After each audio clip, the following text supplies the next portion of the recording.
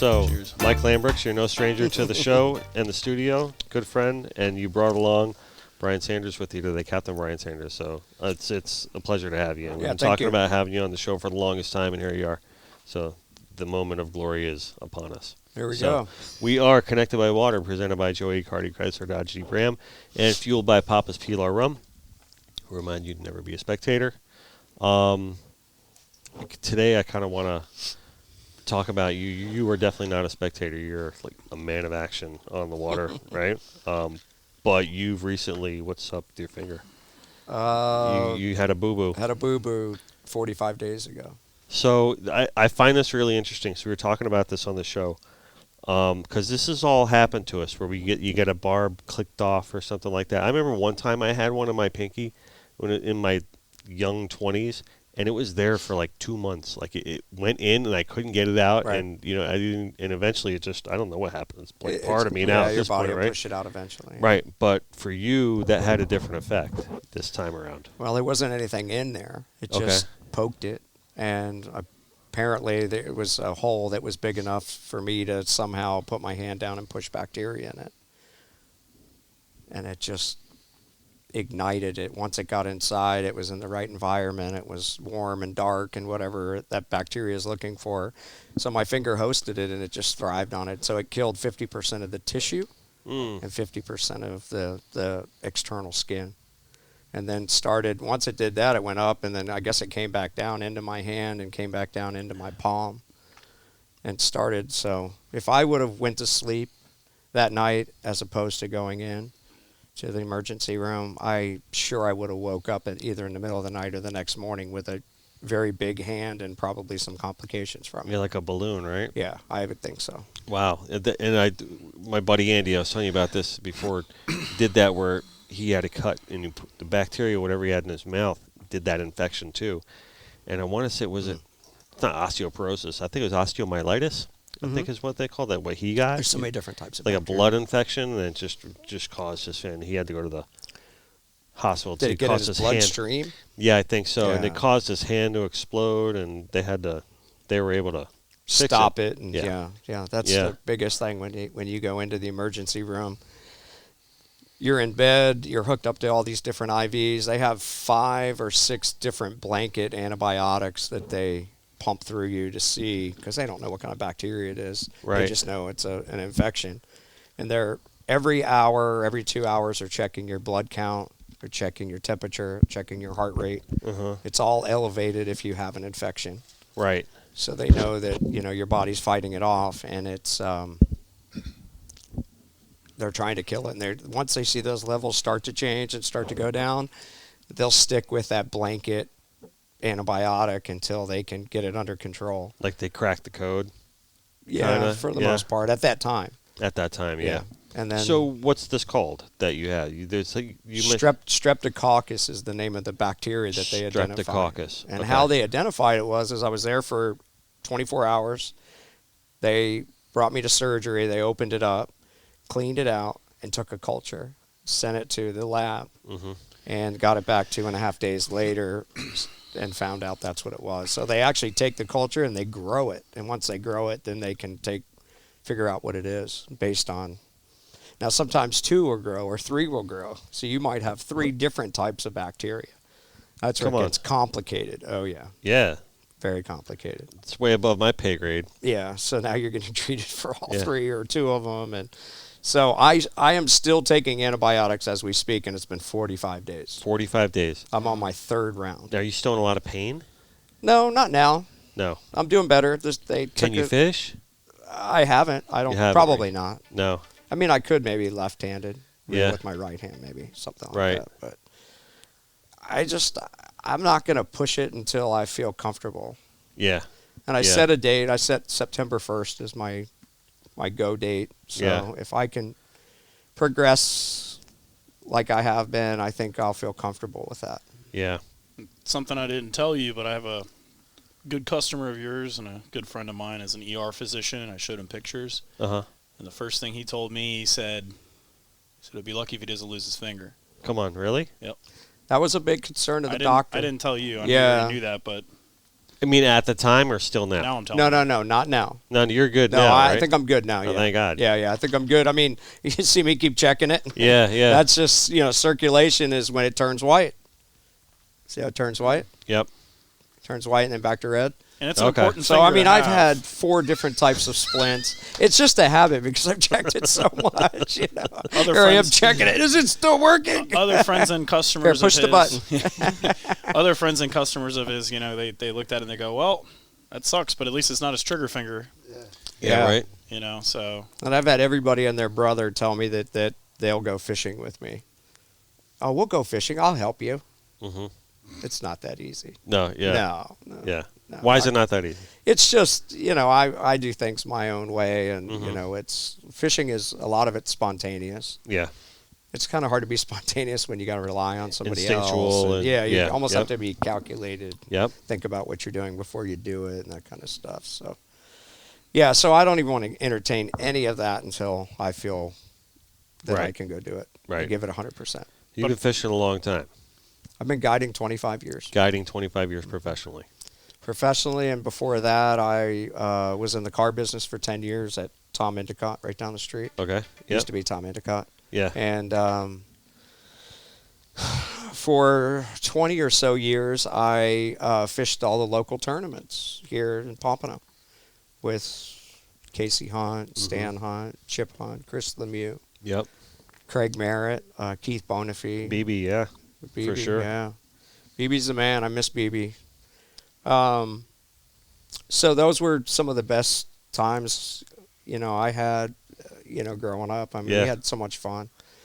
And we I mean, used to- that's what it's all about. yeah, it Really. was I mean, at the before end of the- marriage, before kids, we had a lot of time. We could bait fish every night. We could, yeah. we could do all that kind The of hot stuff. water canal days before they shut that off before Yeah. before 9/11 and all Mhm. that. Those are always nice to sneak into that with your buddies and Yep. hook up with some tarpon Mhm. on those cold nights and yeah, definitely Yeah, for big sure. old big moonfish in there. Yep, yep, Did you ever definitely. catch them? You think they're huge? Yeah, absolutely. And big mangrove snappers. Yeah. I may or may not have been kicked out of there twice last year. So Oh, really? hot water canal. Yeah, Yeah, it's tough now. On Tough the those. intake side, right? Yeah, Yeah. yeah. Now Just- we used to wear, if I remember correctly, the sandbags were white or dark, Oh, I don't know. because we used to try to wear clothes that would match. So when they shine the light, we'd kind of turn Yeah. our back and kind of try to never blend it in. They would always catch us. Yeah, yeah. Now The there's FPL zero, guys, there's zero yeah. chance of getting in there. I had a No, client. yeah, now, yeah. I don't think yeah. you can get in. I had a client who worked for. Oh, you fished with him. Remember Gary? That he Big worked Gary, for. yeah. He worked for FP&L, Okay. and Gary and his brother, yeah, right? Yeah, the stories we heard about that canal. The fish, the marine life that's in that canal is just incredible. Yeah. Just big things that you wouldn't think of normally would be in a canal like that. Cubera snappers. Huge mangrove It's a snappers. magical big place. mangroves. I mean, You know Frank Just Gibbs? I everything. used to go back there. Yeah, Frank Gibbs all I the know time. Frank Gibbs. Yeah, back when we were in high school. So here's a story. We snuck in there one night, and we would bring a little bait bucket with shrimp in it. We'd sit there, and we would spread out, so we were doing our own thing, and we started catching these giant moonfish. They had to be 5 pounds. They were the biggest ones I'd ever seen. gosh. So I didn't know what to do with them. So a guy I was with said, hey, if you catch some fish, you want to keep it, just put it on this little stringer. Saying you're going to be right next to the water, hook it to your belt, and when you're done, just lift it up and carry it back. So I had like 10 of these huge moonfish or look-downs in the water, and all of a sudden, I'm getting tugged on like this, and I'm like, what the heck's going on? So I grab this thing, and I lift it up, and as I pull it towards me, a moray eel that had to be 10 feet long, Wow. had a mouth like this, was eating the last one, Come on. biting on it, and I pulled him right to me. And by the time I realized it, he was right there. You can have it. You Wow, can have it yeah, all. yeah, yeah. Here Wow. you go, buddy. Paint that. I mean, he was a sea monster, Really? big time. Was he big 8-footers or whatever? He was 6-footer? huge. Yeah. Biggest one I'd ever seen. And mean. Ugh. Yeah. Just like it looked like a serpent. Somebody So would have big. eaten that. But anyways, he he got them all. Have fun. So, for those of you guys watching and listening that don't know already, Mike is the president of the Broward Chapter of the CCA, and you are involved with the CCA. You are one of the flagship guys. What's your role with CCA? Well, I fished quite a few of the directors. Mm-hmm. Just over the years, just got to know those guys and just built relationships. It's funny how he and I met. Actually, right after we met, I don't know if you want to tell them the story. No, you go I'll ahead. tell my This part. is all about you. I'll tell my part. Okay, so I'm fishing with a mutual friend, client that fishes with me once a month, and he says, "Hey, if you know any young guys that are that might fit the role of, we're looking for a new president for the Broward Chapter CCA." Oh, nice. I said, "Really? Yeah. What happened to the other guy? He's not quite working out. We all know who that was." Right, yeah. So is he really gone? It's like, okay, yeah, he's gone. All right, great. So now we're going to start new. I said, you know what? I do know a guy. Really? What's his name? His name is Mike Lambrix. And what does he do? Well, he's like a money guy. He does investments and stuff, and he also runs a small little fishing club called the Sail Club. Yeah. And so I said, Oh, you got that. I still represent it. yeah, I said, and I've actually, gone and I spoke there a few times, and a bunch of great guys, knew quite a few of them just even going into it. And I said, this guy might be the guy you're looking for. Make sure you give me his name and his number, and then you can take it from there. I don't know how he called you. I don't know how he got involved with you. That whole So you story roll is- up in your Mercedes. You got a set of pings in the back, I hadn't. right? So then the next month I fished with the same guy. Do you golf? You don't golf? I do golf. Okay, so So the same client and I are together a month later. And I said, so how did it go with Mike? Oh, I didn't tell you, he's our new Broward Chapter CCA President. Nice, lickety split. I said, wow. speaking of golf, I mean, not to get off It's this crazy. subject, but we've got to get Skip Dana, Roy Chokoloskee. We got to get those guys together for a round of golf. Yes. So that's something we talked about recently. We'll have to follow through on that. But All right. CCA related, that whole story is complete nonsense. No, I'm just kidding. He's 100% correct. Brian actually was, and when I talked about the podcast with Brian doing the podcast here, I recall how good of a presenter he was at the fishing club, and I knew he would end up doing really well. And we've done other podcasts too. None even as close to as good as this one, obviously. No, yeah, Yeah, absolutely. so Connected by water. I mean, Yeah, come on. Yeah, no, that goes without saying. I mean, So it's everyone's aspiration in Yes. life to be a guest on Connected So- by Water. yeah, well, You've been here 3 times already. you keep making that mistake. And you keep letting him back. So no, I mean, I through the experience with the Sail Fishing Club, and we did some philanthropic work with that organization, got some great people together. I don't even know what that word was. That's a big word. Charity, but not Okay. Yeah, I'll get you the dictionary after. So that I'm was okay.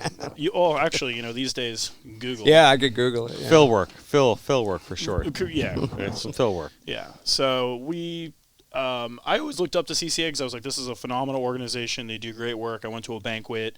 There was a lot of things that I didn't know that the organization did or does. And a lot of people look at the organization, they go, oh, well, they have auctions and they have charities and, all they're doing is collecting money. Right. And then once you really dive into it and you get a fundamental understanding for what the organization does and how it operates, They're pretty diversified. That bias and that predisposition goes away right away once you figure out and you really take the time to understand what the organization does. So I wanted to get involved with them at any level, and I guess that opportunity came up really quickly, and I jumped on it because it seemed like a natural progression from this fishing club to the CCA to be able to kind of take, at least what I feel my skill sets are to be able to help this organization get Broward back on track. I mean, when I took over Broward, our banquet, which is the main funding source for our chapter here, was essentially barely in the black, or it was in the red. I believe it was in the red. I think it was, yeah. And I looked at this and I go, all right, well, you can't operate a business, you can't operate an organization when you're losing money, especially with a nonprofit where you're supposed to be using your profits, so to speak, for the environment, for marine conservation. The purpose. Yeah. So the next banquet we held, our profits were up, I don't know, I think we netted like 200% more than what had happened before. The next one was another couple 100%. So like we had gone up 300, 400, 500% in the matter of 2 years just by, putting a focus on making sure that we were running this thing efficiently. And then from there, we looked at it and we were like, okay, well, banquets are great. It helps the organization as a whole. But how do we get things done in Broward County? Like how do we get things done in our backyard? It's great to support this state organization, but we have our own issues here. We've got water quality issues. We've got, not only inshore but offshore. So how do we start to leverage, this whole thing? And it's, and CCA is not magically going to just show up with a whole army of people and start doing things because they have money or they make money from fundraising. The organization still at its core is grassroots. Mm-hmm. So it takes somebody to put things together. It takes somebody to do the work. When it comes to the oyster study that we did, I put 100 different oyster catchers on 86 different sites in Fort Lauderdale. That was during COVID, so it was easier to it was easier to drive around after work. I had a truck back then. So. Can I bring up something about that study? About the oyster study project, yeah. Right? I want for the record, when you first rolled that study out, people are like, "Oh, we're going to make more oysters and we're going to bring back fish." And the whole point of doing that study was to collect data. Yeah. That's it. Yeah. But I think they're missing the purpose of the oysters, though, aren't they? What's that?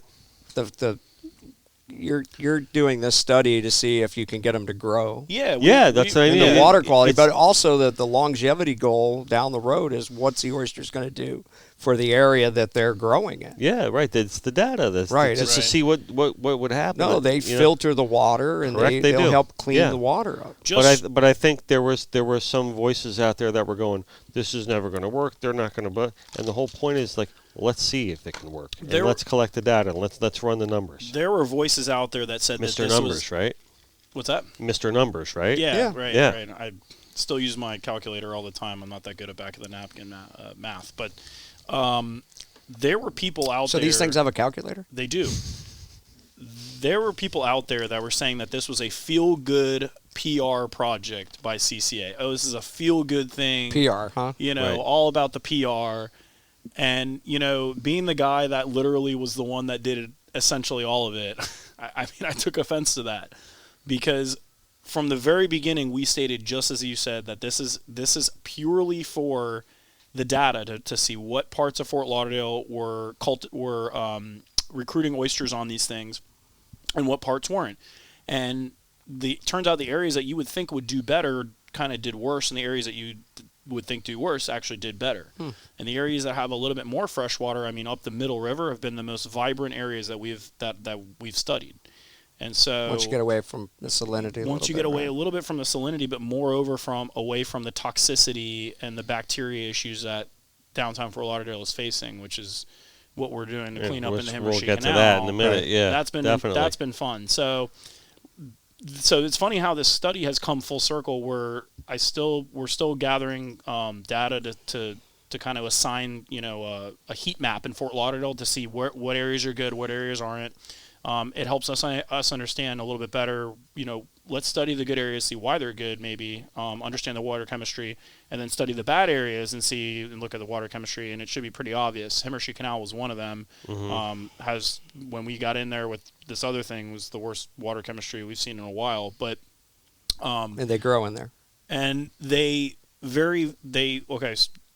Did they ever grow in there? Yes, they used to be. Used to be that whole canal used to be covered. That was my question. And not so some much of the other anymore. areas they grew as well. Yeah, back in the day. Yeah, and so will they survive in there? Yes, but they've been killed off by all sorts of environmental events and things like that. So, what I did today actually, which is why I have this little farmer's tan going on. It's not the pump; it's the farmer's tan. Okay. We didn't notice. It's not the golf either. Yeah, no, I've not. We didn't notice the tan. Not played Mike, golf in a while. No, we were looking at your guns. Yeah. So, wait till we go fishing, man. He was doing something in the car. You must drive the ball 400 yards, Mike. So he said he was on the phone. What we did today was I went on the Clean Waterways LLC, our corporate skiff, and I went down to Middle River and I met up with one of the participants and I took one of the full vibrant oyster catchers, just full of oysters all over. There wasn't a square inch of this thing didn't have an oyster on it, which is amazing. Middle River, you wouldn't think. This was way up the Middle River, up the bend as it gets up into Wilton Manors. And so I took this, and so what we're going to do is by 95 up in that area, right? Not quite. Not quite. No, not quite. It's still on the US 1 side, but So what we're doing with this oyster catcher is we're taking this full one, I put it in a cooler with water, took it back down to the Himmershey Canal, and we hung it in the Himmershey Canal because I want to see if they survive. If the adult oysters will survive in there, that means that we can grow them in another area. You talking about where you already cleaned the water? Correct. Okay. So we've got one hanging there. We've got another one hanging on the barge. So we just want to see, will they live? So if they live, then we know that we can essentially do an oyster replanting or oyster reef project where we can grow these things in one part of Fort Lauderdale, move them over to an area that doesn't have them anymore, has very few of them. And the thing with these guys is if there's not a lot of them, then there's not a lot of reproduction going on. So they're not just going to magically show back up. You have to be able to help the environment out. First of all, by improving the water quality, and secondly, by bringing them back in there and providing a substrate for them to live on. Because an oyster is not going to colonize in sand or in muck.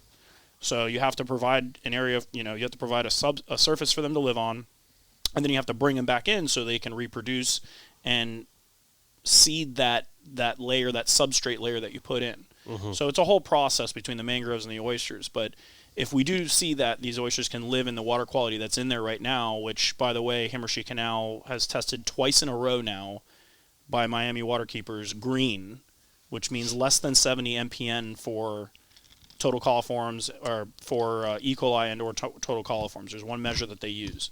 MPN stands for most probable number. It's a scientific thing. Okay. Don't ask me. So for the audience and me, what does that mean? Yeah, me too. Which part? The clean thing, the green thing. The green is go. So green means that the water is by health standards safe to swim in. So the bacteria levels are low enough. Sorry. Right. That's all right. Thank you for Fisher pricing that one so for me. So Fort Lauderdale contracted organization called Miami Waterkeepers, a great organization. They come out every week and they test a number of different sites in Fort Lauderdale, and then they report on their app called Swim Guide. And you go on Swim Guide and it'll show green, I think green, yellow, or red. Mm-hmm. Red is like no go. That canal, Himmershey Canal specifically, especially also Tarpon River, have been, no matter what the season is, whether it's rainy or it's dry, have been red hot, just red the entire time, full of, chock full of bacteria. Now, because we've been working, there's separate, but now because there's been measures to improve the water quality in the canal via public-private partnership, it's testing green now. Which is like, we have our own testing. We already know that's that. That's huge. But it's I big think that's huge. What did they say about that? They think you would ever get it to that point? Was there a lot of doubt that that would never happen? It's hard to say because it's never been done. Right. You know the funny thing is, we had Dr. Charlie Gregory on the show talking about it, right? And after kind of hearing him lay out the science behind a lot of it with the filtration techniques and, hey, we're overthinking this where we have to simplify our thought process on this, right? And once he laid it out in elementary terms, I was like, holy crap, that's going to work. That made sense, yeah. Right? And he's like, yeah. Just like, Charlie. He's like, yeah, it's going to work. And I'm like, wow, this is great. So on rollout, when we were there, right, that was Himmershey Canal where we were there? That was Himmershey Canal. All right, so when we were there that morning on rollout, I was like, it's revolutionary, it's going to happen, blah, blah. And I was I don't want to say I was putting myself on a limb by saying it because I don't really care. I'll say if I believe it, I'm going to say it. But it's true. And you congratulations, Mike. Well, yeah, I think that's in order for sure. I appreciate that, but we have a really good, the team is everything. No, when I say congratulations, Mike, I'm talking about the whole damn team. All you guys. These guys have worked so hard, and we put, Johnny Lose and Miles Foreman and those guys have put the right pieces in place to make this type of thing happen. And I don't know if you remember Shane exactly. Shane and Charlie, and we've got more people that have joined the company that have just been phenomenal. On the other guy's name. Richard, yeah, Richard, another guy, Richard Back, so we have great employees, very dedicated, very passionate about what they do, and they're just doing a phenomenal job. Like I said, we've moved the barge from the end. We moved it a little bit down the canal, clean down there, and then we've gone around the corner toward Las Olas, and now we're working there. But I don't know if you remember, but like what the water looked like that when you I do. It was like a gray, muddy, it was horrible. Sewage. Absolutely atrocious. It was disgusting. Yeah, it was bad. If you go there now, have an odor to it. Yeah. It was. Yeah, it stunk. Yeah. It was like sitting water. I It was like, looking yeah, at yeah. pictures from when we started, and I'm like, I can't believe this canal looked like this because I pass by there every Like, day what do we now. live in India? Yeah, I pass by there today now, and it looks like a canal. Yeah, good. It looks like a canal. Does it have a greenish color Yes. to it? Oh, yeah. Yeah, it doesn't have. It used to be a grayish color. Now Right. it's a greenish color. Even with some of the rain that we've been Has having, it brought it's back been- some of the life to the canal? We've seen. So we have a biodiversity ledger essentially that we keep, and so every week it seems that we're adding new species and Okay. and new new wildlife that's been coming back in there, between snook and baby tripletail, which is really cool. Looks like That a is yellow cool, leaf. yeah. Well, once the snook starts showing up, you know you're in good shape. Yeah, we have Yeah. snook, lots of And there's mullet in bait. there. Yeah. Tarpon. You can really, I mean, I don't spend every day there, but you talk to the guys that do the work on the, on the barge. I mean, they stand behind just how much, Yeah. life has just been coming back, and you go over there, it doesn't stink anymore. Humor me for a second, That's okay? Because awesome. I want to loop this around full circle. You grew up here? Yeah. In the area, Pompano. right? Pompano. Mhm. This confirms my notion that the best fishermen in the world come from Pompano Beach, Florida. There's a lot of truth to that. Yeah, there is. There is. We beat it to death on this show, for sure. The pound for pound aspect. And I don't work here. I work on the West Coast. So I Yeah, took you're- what I you're- learned. You're growing down up here southwest, right? in Everglades City, Chokoloskee, in the 10,000 Islands. Yeah. Yeah, so. nice. So take me through a little bit of that, like your transition to growing up fishing here, Mhm. and then living a life that's connected by water, becoming a professional at it, right? Okay. And then for the past 25 years, saying being a professional guide, Mhm. and finding yourself into that neck of the woods full time, Right. basically taking guys out, right? And I want to loop this around to what Mike's been talking about the whole way, because we're all connected by water. That's the whole No point question, of the show, yeah. right? Oh, So yeah. what happens here is going to matter for over there. What happens over there is going to matter for here, right? And everything we're everything having a flowing lot of south. issues over there. 100%. So Yeah. I want you to actually talk about those whenever you feel necessary. And to I'm talk not about them. necessarily convinced that what happened to me isn't something that I don't know about connected to that. Mhm. I'm not that smart to know that, and maybe these, Well, everything's about infectious the water, disease right? doctor didn't know either. But I've talked to 3 other guides or captains that have had very similar situations to mine Mm-hmm. with different types of bacteria. It kind of happened in the same way. Yeah, really. Yeah, just indirectly, all of a sudden, wow, my finger hurts, and the next thing you know, it's infected, and it's So it probably had nothing to do with thriving. the actual fish. I think the fish just provided an entry point. Right, that's what I mean. Yeah. Like it wasn't anything that the I don't- fish gave you. I don't. What kind of fish was It it? was It was just a bait fish. It was Just a bait. threadfin- A bait? Threadfin You said it was a herring, yeah. threadfin herring. Threadfin yeah. herring, Isn't that yeah. Really? amazing that the least menacing Come on, fish really? can do Yeah, that just to 'em. flopping around in my hand, Yeah. trying to hold them to hook 'em. Wow. Yeah. You got to work on your grip, buddy. Yeah. Well, I what was she said. preoccupied. I had a If you were fishing with me, boat full of people. yeah, So. would have never happened if you were fishing with me. All right. Well, that's what I have to do now. You get your own bait. You got to bring guns There's with a you. net right there, and there's the bait. Yeah, bring guns with you. Help yourself. That's what we're gonna nickname them, guns. Guns, yeah. Either that or Oh, don't worry, Guns will get it. What do you call it? Big Bertha. You tell your wife. Oh, what do you yeah. say? She doesn't know him other than GQ Mike. Yeah, I came up with GQ Mike a long yeah. time ago. Yeah. I get that one. Or We could roll with that one. too. CCA Mike. She's Captain like, America. What is that? Who's You know, that? GQ Mike. Oh yeah, that Same, guy. two in the same, right? Yeah, Captain America, whatever works. that I could was be. called yeah. Johnny Bravo a couple weekends Johnny ago at the Bravo. bar. Yeah, that was a new one. I hadn't. Yeah, had that that's one a yet. new one. Yeah, the hair was sticking up, I guess, a little bit straighter, so it's acceptable. Yeah, I go with GQ. If I was you. So Brian, talk to me about Back to you. Chokoloskee. All right, so I grew up in Pompano and really liked to fish here. Didn't have the opportunity as a youngster to fish as much here as I wanted to. Mhm. Still fished a fair amount. Not living on the water, living out west. Where'd you grow up out west? Because I'm a west kid too. Like Sample in I-95 area. Okay. Yep. Lived there till I was 14. Gotcha. Went to Tedder Elementary and that Mm-hmm. kind of stuff. Then we moved to Fort Lauderdale, Palm Air Mm-hmm. area. Grew up there. The rest of the till I was out of the house, and went to Northeast High School. Okay. And You go over a Chip, Lamarca? yeah, Yeah. yeah, Nice. Chip was one class below me. Awesome. Yeah, his Yeah. brother Guy was in my class. Okay. Yeah. Yeah, I gotcha. Yeah, Chip's a good dude. Friend of the studio. My family back in the 70s purchased a place in Chokoloskee, which is a little island 4 miles south of Everglades City. Mm-hmm. And there's not much to it. Population maybe 400 or 500 people. Mm-hmm. It's not much. It's maybe a half a mile, 3/4 of a mile by a 3/4 of a mile island. Right. So if you've ever been there, you can't get lost. It's just you're there, you turn around and you leave. Is But, what it is. yeah, it's small, but it's nice. A lot of retired Midwestern people Mm-hmm. find themselves there. You know what we find is that, because I went to college in Sarasota. I went to Ringling School of Art and Design in Sarasota, Mm-hmm. and I was born and raised here. And here, there's all New York and New Jersey, and the Northeast is Massachusetts, all East. here, right? Yeah, Yeah, but when I got over to 100%. Sarasota, it switches to 100%. I was like, Wow. man, everyone's from Michigan and Ohio. Mhm. Chicago. Yeah, Chicago, and I'm like, that weirded me out a little bit. Oh, thank you.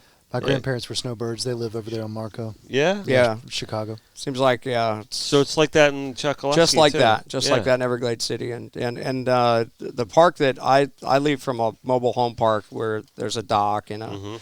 it's a private little marina, and they have 82 camping sites or something. They have mostly permanent mobile homes that they own, and they pay like an association fee or something to keep their Right. little trailer there.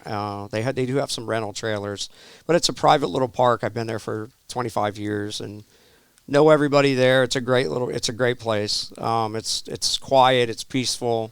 Everybody knows everybody. It's I kind want of to like say like November, middle of November. Here comes the snowbirds, Yeah. and a lot of them bring their trucks down and their fifth wheels or their campers, or they drive, the guys that I guess have a little bit bigger, RVs and stuff, and they'll post up for 3 months, 4 months and go back in, April or May and spend the whole winter those there. nice, crisp, clear Florida Yeah. winter days. Yeah. Yeah. They're fishing every day and enjoying life. Nice. Well, No listen, pressure. it's a well-known fact, according to word on the street, right? That if you want Must to go be down, gospel. Just That depends it- on what it street is we're talking gospel. about. What street? Depends on what if street. you want to, if you want to go down to Chokoloskee and catch some fish, you call Brian Sanders.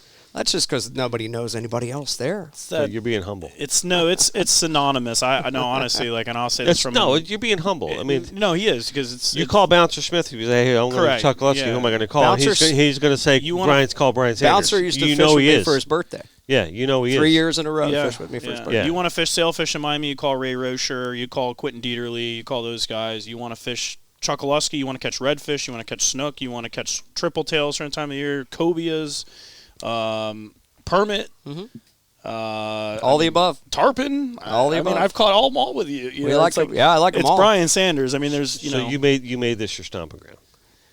Yeah, I the place has always been challenging, even as a kid.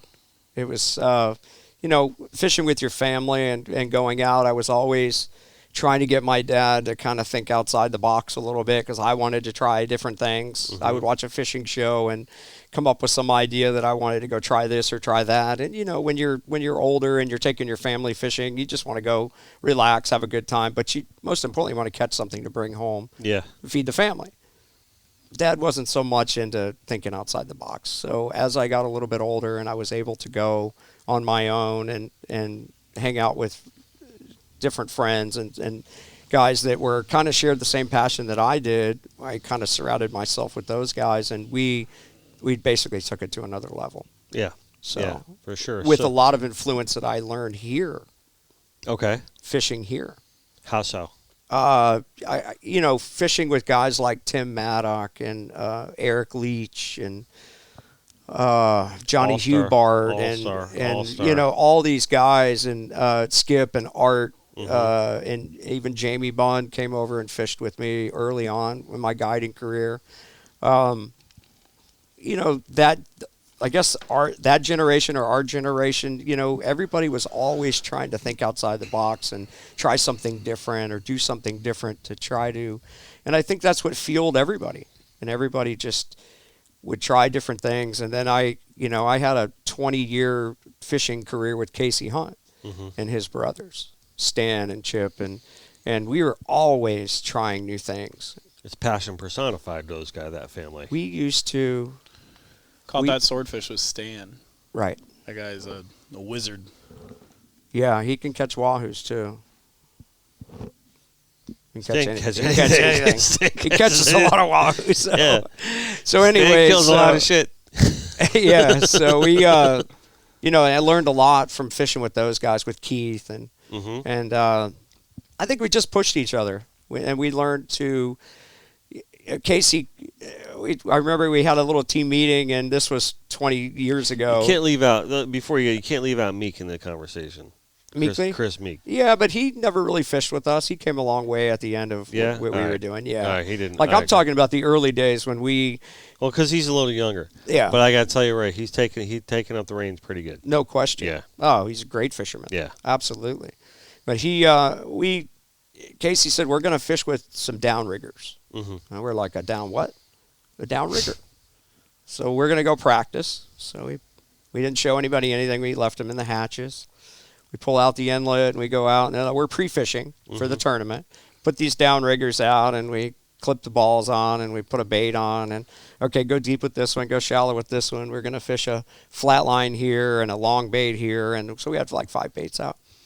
And he's, using electronics, and he found a school of kingfish, and we start catching fish. And, we're, in our mind, we're thinking, why don't we just stop now, turn the boat sideways, and we'll throw out some rods and, put up a kite or something we'll catch, because that's what we were used to doing. In his mind, he was like, well, this is good because I can keep locating the fish, and we can bring our baits to the fish because I'm marking them down near the bottom, and we can do it this way. So he taught us how to do it that way, and we dominated.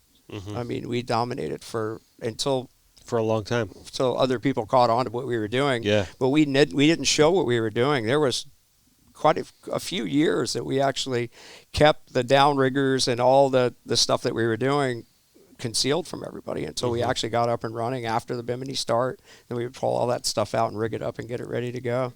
And we did that for a couple of years before. And then now it's standard. I mean, 2 downriggers and on a tournament boat today, or they probably all have them now, I would think, right? Most 2 downriggers, 6 engines. Yeah, 6 motors, 2 downriggers, 7 kites, that kind of stuff. No T-top. 2 LPs rolling, 3 in the hull for backup. Yeah.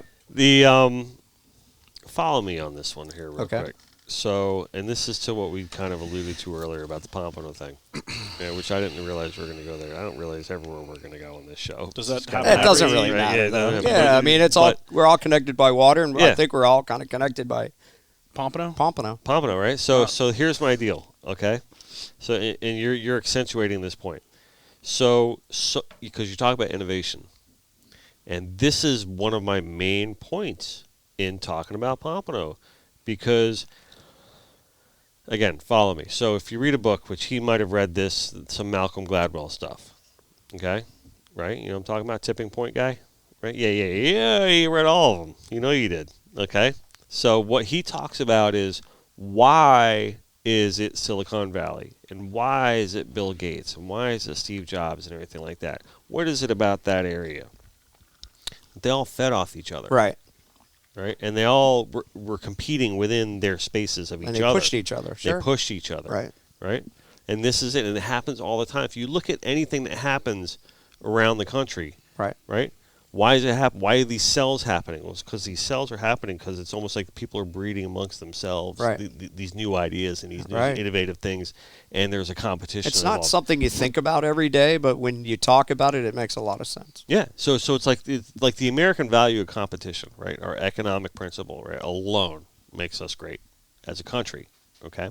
And this is why it's so important, right? Because they have the freedom to be able to do this, Right. right? So if you look at these little cells across the country, our focus here in South Florida is fishing, hands down, right? If you say And it's hunting, we hunt here too. yeah, and hunting, but it's It's a really, small season, but we enjoy it. Yeah, for sure. But I'm talking about as far as like our importance, like to the country, right? And our main deal.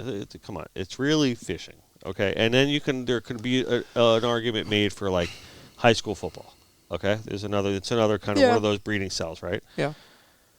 Pompano. If you go around the world, anywhere that important fish are being caught, you're going to find someone from Pompano. No there. question. No doubt about it. And he's going to be at the top of his game. For sure. Yeah. 100%. No doubt about it. Now, all that bred and stemmed from the moments in the time period that you're talking about. I think so. Okay?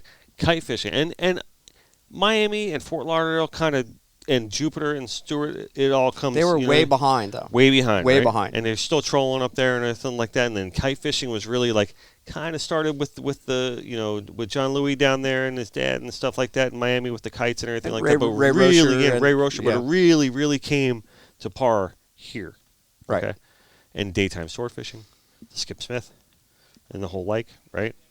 Innovation happens. Even here. the nighttime sword fishing that that whole class of everybody was doing it with Right. that 20 years ago, and nobody really knew about it. They kept it to themselves for a while. 100%. And you look at the I map. was invited on some of those trips and actually went out and caught a few and got to experience it, and I was sworn to secrecy. Can't say anything to anybody. The reason why it became so popular and got out so quickly is because of him. Because of me. Okay. Wait, what? Sworn to secrecy. Single-handedly, yeah. I put it on social media. All of a sudden it it showed wasn't up- There's around no back social then. media. All of back a sudden then. it showed up on his MySpace. On his MySpace. MySpace. Yeah, someone What is that, by the way? Someone said Hey, you're getting a little close to MySpace over here. Hey, have you ever gone back to MySpace? Have you ever typed in MySpace.com? What is No. it? Right. It's still like a thing. It's What coming, is it, though? It's It's coming like back. It's like it was like the MySpace was the Facebook before Facebook. Really? Yeah, it was MySpace, then Friendster, then Facebook, and then it's all over, right? But if you type in MySpace.com, it's like someone joked that they did that, and I was like, man, it's almost like I went back to the old neighborhood and it didn't look good. It's like a piece of art you wanted. So on MySpace you was know? back in the beeper day. Post beeper. Post beeper. It was free flip phone. Pre-flip phone, Yeah. but post brick phone. Right. Yes, exactly. Right in Okay. that wedge. I met my wife. She had a beeper. Really? I said, "How do I get a hold of you? Can You I have your text her- phone number?" do you She goes, text her "Oh, I'll give you 143? my beeper number."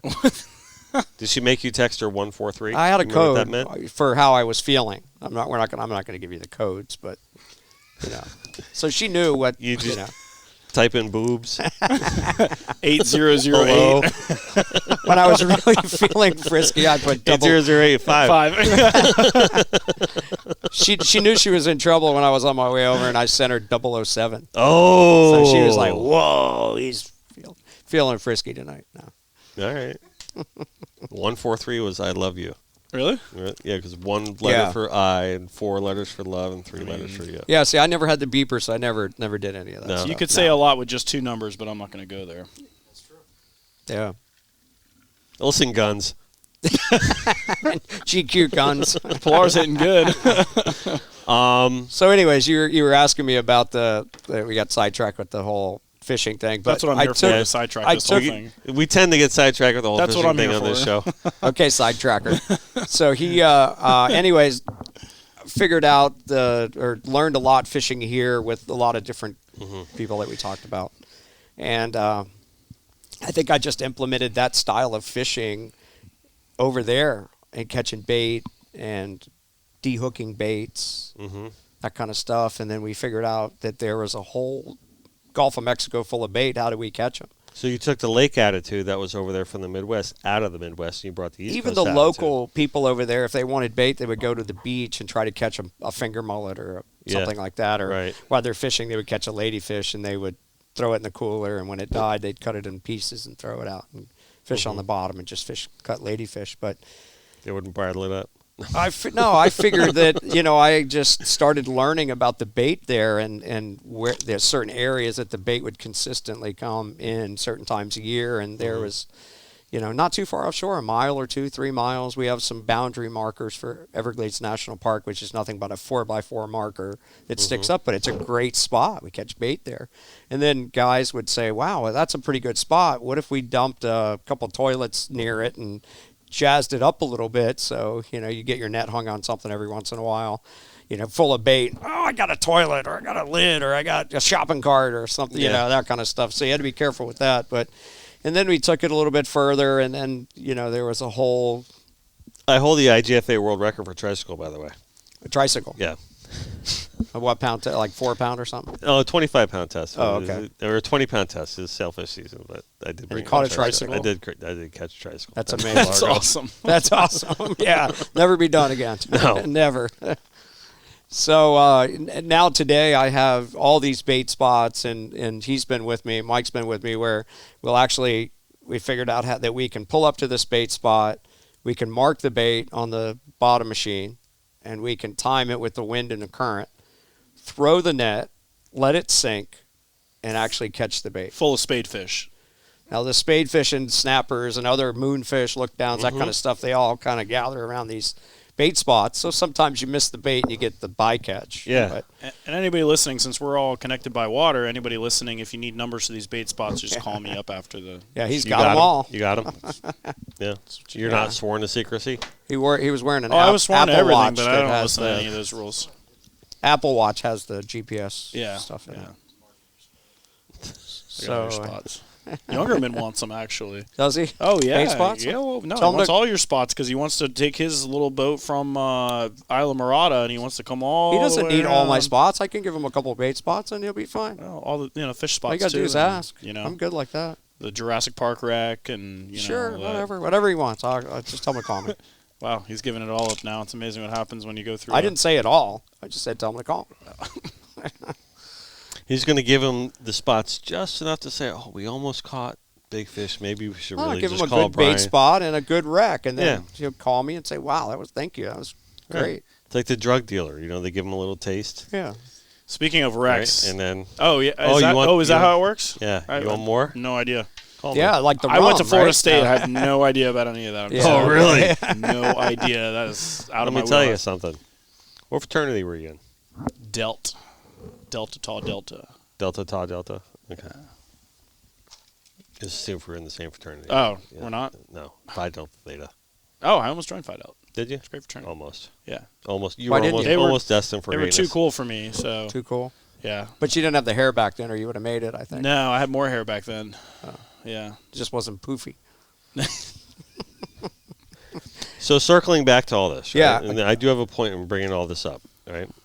And I wanted to say, since with the whole being who you are, right, and what you've achieved throughout your entire career thus far, Well- which is great things, right? Okay. Okay. Thank you for that. No, it's true.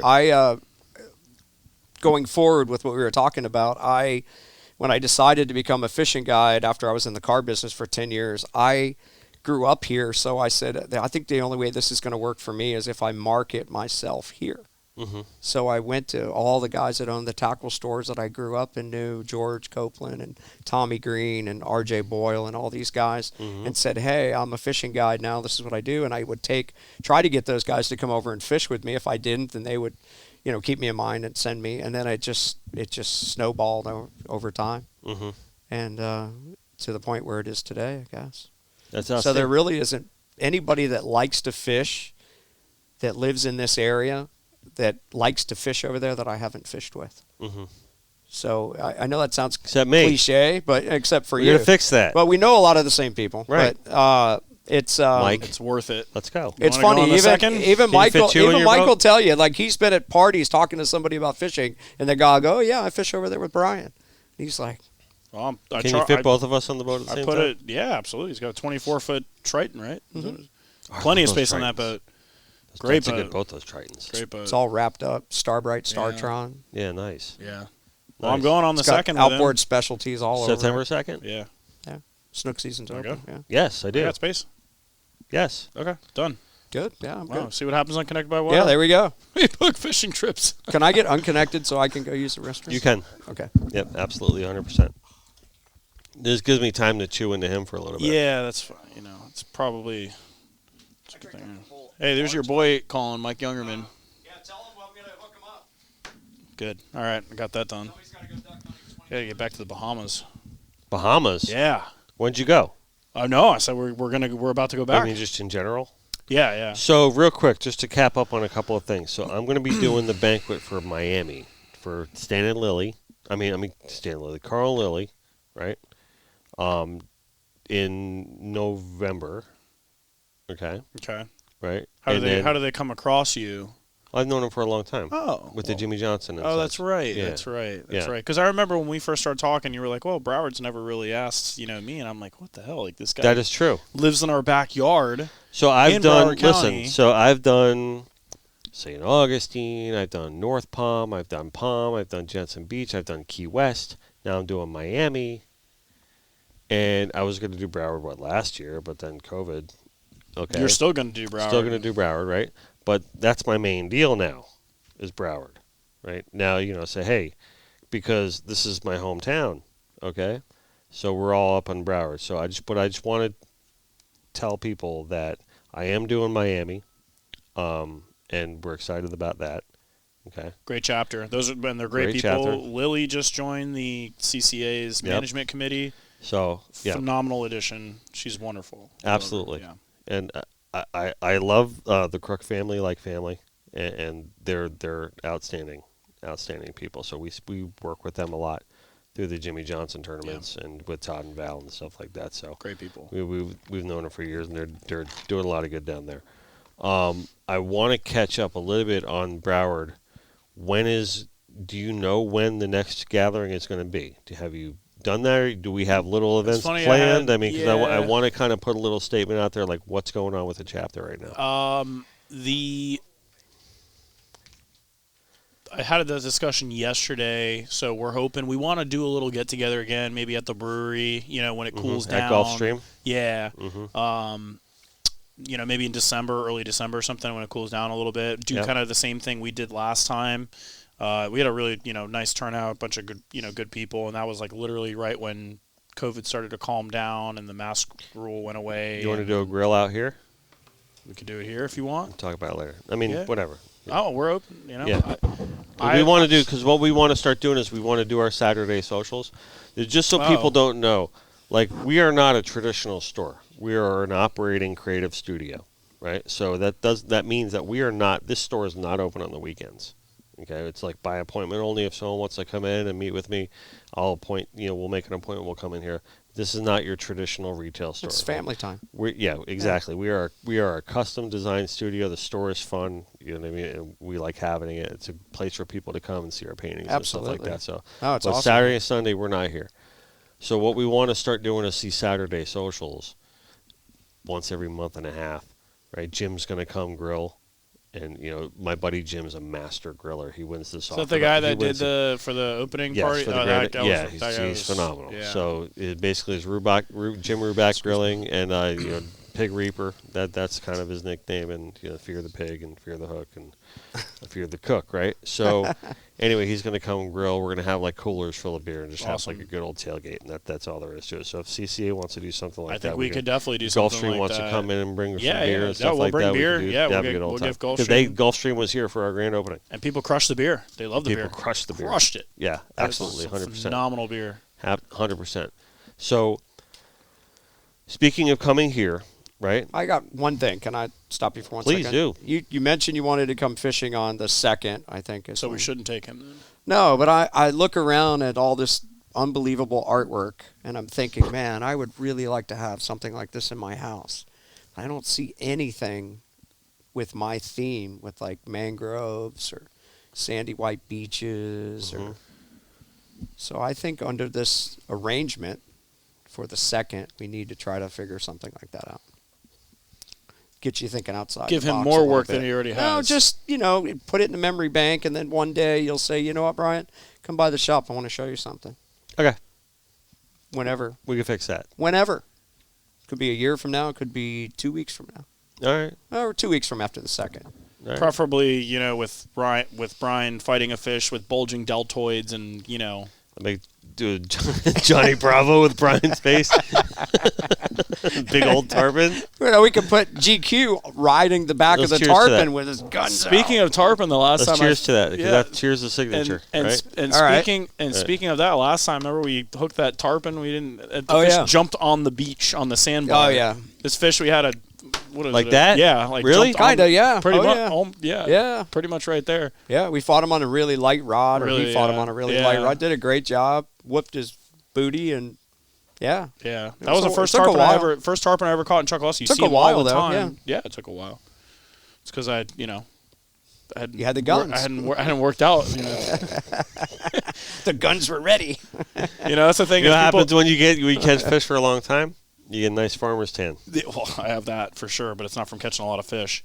It's funny about fishing is like people see you catch this huge swordfish or the big tarpon or big snook or whatever, and they're like, man, that must have been so hard. That must have taken so much strength. But what people don't realize about fighting a fish is really nothing to do with strength. It's all technique. It's all technique. No question. Finesse, having the right gear and the right technique. No question. Finesse and using the drag to your advantage and cupping the spool when you need to, question. and it's all technique. So it's like, although tarpons are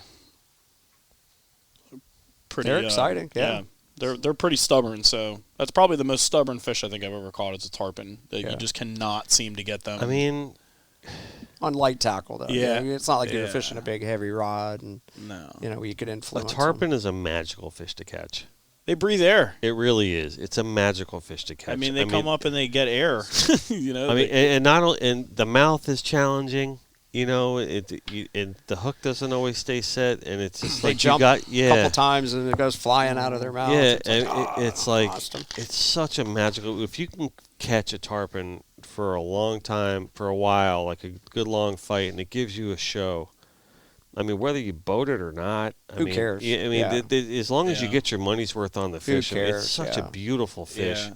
Speaking of cool, beautiful fish, the tripletail fishing over there in Chokoloskee is about as good as I've ever seen it. Not like I've been to that many areas, but I don't know if you've seen the picture of the doormat tripletails that this guy puts up. Mm-hmm. It's only what time of the year is that, by the way? Spring? Yeah, summer and fall. Oh, and fall. Okay. Yeah. Well, they'll eat pretty much anything. Yeah. It's just a matter of where they're at, Usually hiding underneath a crab pot? No, not so much. No. He's got like 300 spots of different logs and things that are submerged that you don't know about. Your mic's not on. Oh, you did? All right. So, yeah, it's just different. And he goes, there's a log. There's a log there. You may not see the log, but he's like, just throw over there. No, to the right of that twig that's hanging off the log. I'm like, no, if it's 3 feet to the left, no, so it's, if you have certain spots like that, most of them are under the surface, so they're just marked on a GPS. And it's almost like going to a wreck and knowing where to anchor and presenting your baits properly in order to catch a fish based on the current and the wind and, where the fish are in relation to that wreck, where they're going to be sitting based on the current. Mm-hmm. So it's kind of like that. So it's cast right there and cast and catch a 10 or 15 pound tripletail. What kind of depth are you talking about? Like a foot to 3 feet. Okay. 4 feet. Yeah. Real shallow. Well. It's all real dark colored water that's stained. And I've been fortunate enough to fish, in several different countries and, all around the Gulf and, the East Coast, to an extent. And I'll tell you what, for the money and for what it is and as close of a trip as it is from Fort Lauderdale to Chokoloskee, it is the best fishing, hands down, the best time, the most action. I can't get enough of it, man. You've never fished there before? No, I fished there before. Oh, okay. Yeah, you never fished with him, though? Not with him. Okay, no. well, just wait. Just wait. It's changed I don't want to put you under pressure, but it's been a while since I've been over there. It's so phenomenal. It's just... So I call it Jurassic Park. We go to Rex. He brings us out to Rex, and there's you'll see cobias. Certain times of the year you'll see cobias swimming around this wreck in schools, and I caught a 30-pounder probably, or maybe bigger than that, just taking a giant topwater plug and casting it perfectly and catching Mike, one. when you see them on the surface, throw this chugger to them, and when they look at it and they go to eat it, they typically won't eat it moving. So you want to kind of move it, get ready to, they'll look at it and then move it. And as soon as you stop it, they'll usually eat it. So wait for them to eat it, wait for it to disappear, and then reel down and get tight. And he did it perfect, and he caught like a 30, 35 pounder. Yeah, it's so much fun, man. It was on good. top water, it's funny, those cobia are never as big as people guess they are. No, never. Because they get those big ass heads and those skinny ass butts. They always Kinda like overestimate Mike. them. Yeah. All upper body, no legs. And the permit fishing doing that too with the crabs is awesome. Oh man, that's a cobia. That's a big old link. Yeah, that's a big one. That was the one he caught on the chugger. Oh, look at you. Yeah, look at it. I was struggling holding that guy up. That's a big I don't even have that picture, man. No? Damn, I need to get that picture. That's a big catfish. I didn't even see Yeah. that thing. Oh, yeah. Look at me. See, I'm struggling to hold it Yeah, up. That's why I yeah. started hitting the gym even harder because I gotta get ready for the second. You didn't have your guns back then. Damn. So I filmed 9 fishing shows with a guy named Blair Wiggins that I got to know about 20 Yeah. years ago, and Absolutely. Blair and I became buddies. And one of the first shows that I filmed with Blair, actually the first show, I slipped up while we were filming. I caught Blair his first cobia. It was like 50, 55 pounds. Okay. Very first one he'd That's ever a- caught. It was big. It was nice. It's a hog. And I called them big brown turds. Yeah. So he carried that with him for future shows, and it was funny. He's fishing with some guy in Tampa Bay, and they see a cobia, and he says, "Oh, there's a cobia," and he goes, "I know a guy down in the Everglades that calls those big brown turds." Well, actually, the first cobia I ever So, caught yeah. was with Brian, and we were sitting your there. What's that? Gary. Oh yeah, we were sitting there, and I go, and Brian's like, oh, the cobias, they just swim up to the boat, and I'm like, okay, so I'm sitting there, and all of a sudden I go, Brian, look at this shark at the boat. He goes, no, you idiot. I knew right Idiot, away it that's wasn't a fucking shark. Yeah. It's like, pitch a bait to him. Yeah. I didn't even look. I just go, "It's a cobia. Just put your bait." He's It's like, a black Get a bait stripy for him. shark. It's not a shark. They look Yeah. like a shark from up top. I'm like, look at this shark, Brian. He's like, no, that's not a shark. It's a cobia. Put a bait in front of it. And you literally put a bait right in front of him. Boom, done. Yeah, hit it. Got him. So when I first started guiding, there was lots of cobias, and I didn't know if that was normal. I guess you assume that was normal. So we go out to those markers and some of the shallow wrecks, and I would bring Casey and Tim Maddock and Cliff Maddock and Eric Leach and a lot of the guys that you know, John Hubart and Art and those guys, and a lot of guys from Pompano came over Yeah. to fish, but we didn't know how to catch them. We knew how to fish, but how do we catch these things? So, you get good. By the end of that year, the end of that couple of month time, we caught 200 or 300 of them, and we figured out how to catch them. We literally would put a kite up, and we would put a big 2 or 3 pound mullet or a jack crevalle. We'd cut its tail, slow it down a little bit, or a catfish. We'd clip its fins, and that kind of ladyfish, stuff like that. And some of the locals were like, "Man, did you see those guys out there with that kite thing up in the air?" They had no idea what that was. I'm We're laughing at cut the and we're Jack catching- Crevelle's tail just to slow him down. Yeah, just to slow them down so That's they could thinking catch like them. a fish right there. Yeah, so they could catch them. Well, that's what we do in sword fishing. I remember when I sword fished a lot at night, you'd take a runner, and clip the tail and clip the fins, and you'd have better hookup ratios. But just the notion of it, like it's just the whole idea behind it. It's just like there's some people out there that things like that make me happy. that's torture. Torture. Oh yeah. So speaking of torture, Oh, here we go. Uh-oh. I can't wait for this one. no. I want to wrap this around to a little CCA action real quick, right? And one of my favorite things about the CCA is that, yeah, they do good artificial reef programs, such as Oyster Project. They do regional studies all over the place. STAR program, huge, right? Great program, all right? But to me, one of the biggest things about the CCA is their advocacy and their voice, right? Because they really do give fishermen a voice. Yep. And it's all about that to me, right? And that is the power of the CCA in my mind. And that doesn't come free, by the way. It takes Right. legal representation. It takes lobbyists. It takes it takes resources to to accomplish that. So it doesn't just because you have CCA the name doesn't mean that what CCA says goes, or that we're automatically just going to put a Facebook post up and that's going to get to the congressman and it's going to get to the governor and it's going to get So it takes resources. That was during that time. That was Tim and Casey. That's and great. that was when we were learning how to catch the cobias. And that was That's outstanding. it's about 22 or 23 years ago. Yeah, look at those Columbia shirts. Yeah, they were Look at matching. that. Nice. Yeah, That's beautiful. yeah. The That was on an 18-foot Hughes with 2 fish bags laying on the floor on both sides of the console. Nice. throwing a kite up on that, Hughes? Wow. Yeah. That's great. Oh, you just posted that, didn't you? I didn't. Tim did, but yeah. Oh my God. Yeah, it was a lot of fun, and we had such a good time. How were Just you catching them? The same way? all Live bait? different ways. Yeah. We figured out how to catch them on rubber eels. On the wrecks? And around the markers and Okay. stuff. Catch them on rubber eels, the chuggers, and the kite, and just live baits, anything, really.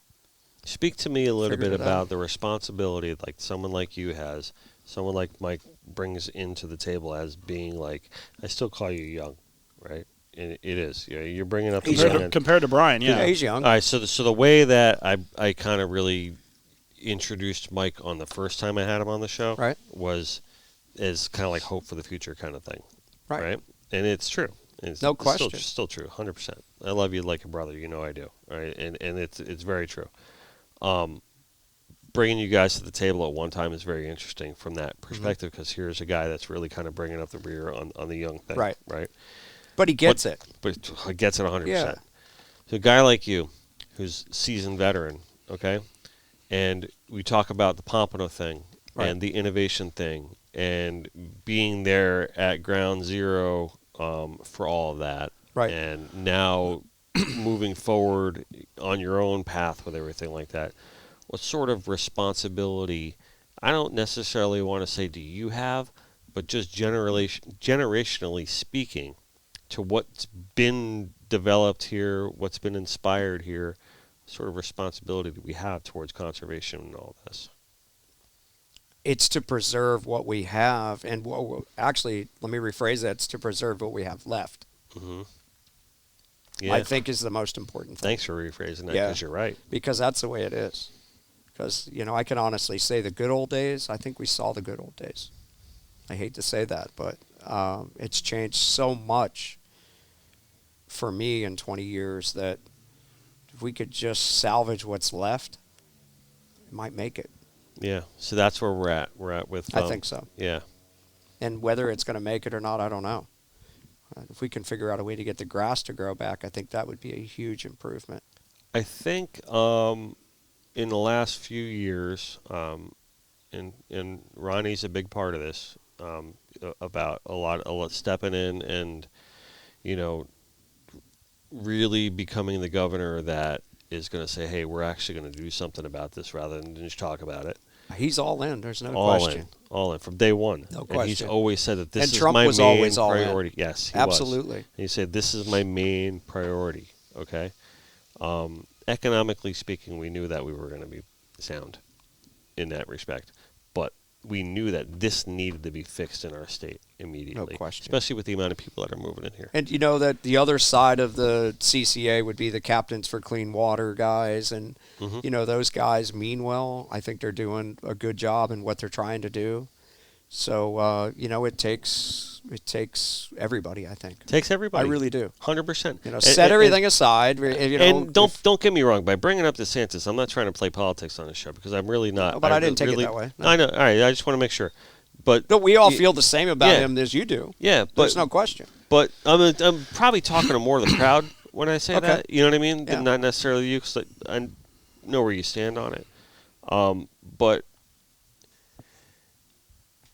I think there is hope, is my point. Because we're finally getting the recognition on a broader scale. Because you got guys like Louis Aguirre from Channel 10, trying to do exposés on it, and Adam really Gilbert. Do you know yeah, Adam Gilbert? yeah, and doing feature But see, op-eds but on the it. and average it's We person- need more of that, though. It's We like- need I was more going of to that. say We do the need more of average that. person doesn't Yeah. know that. Yeah. No, the average person They doesn't know. don't know that. And a guy like Louis Aguirre does appeal to the average person. That's or what the I mean. That's layman, why I Well, he's brought him been up. around in South Yeah, Florida yeah, forever. I brought him Yeah, up. Everybody knows who Exactly. he is. Yeah.